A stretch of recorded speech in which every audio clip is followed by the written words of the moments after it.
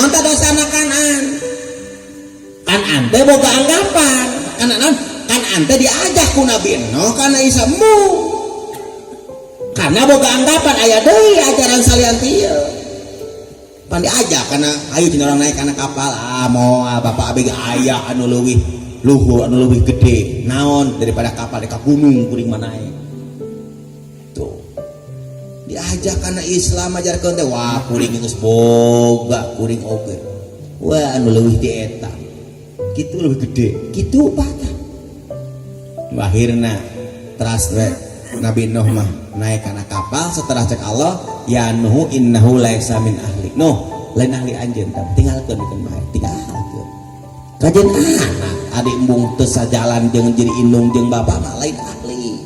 da ahli nu sabenerna mah saiman saislam Pak atuh Nabi Nuh mah naik kana kapal cai semakin ngaluhurang atuh ari Kanan mah naik kana gunung lila teh paeh we rek kakerem da sakumaha luhur jabatan sakumaha loba harta kangaranan teu cicing dina Islam bakal kakerem Pak lamun cicing dina jabatan teu cicing Islam bakal kakerem ku jabatanana lamun teu cicing dina Islam ku loba hartana bakal kakerem ku harta